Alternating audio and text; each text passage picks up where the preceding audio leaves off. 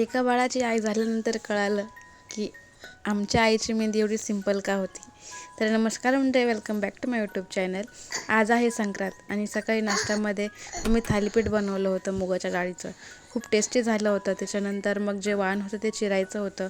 ऊस, गाजर, वाटाण्याच्या शेंगा, पेरू आणि असं बरंचसं काही चिरून ठेवलं होतं. तिळगुळ आम्ही विकतच आणला होता. सुकड्यांना दोरे बांधले, त्याची पूजा केली आणि पाटावर ठेवले होते.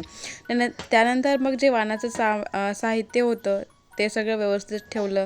जे हळदी कुंकवाला द्यायच्या होत्या वस्तू त्या पण ठेवल्या होत्या. मला आवरायचं होतं, साडी वगैरे बांगड्या सगळं काढून ठेवलं होतं.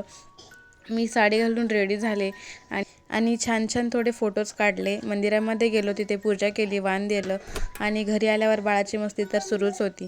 त्याचं फोटोशूट करायचं होतं कारण बोरनाणं अजून त्याचं झालंच नव्हतं. बोरनाणं करायचं होतं, फोटोशूट करायचं होतं. त्यामुळे मी घरीच त्याला हलव्याचे दागिने बनवले.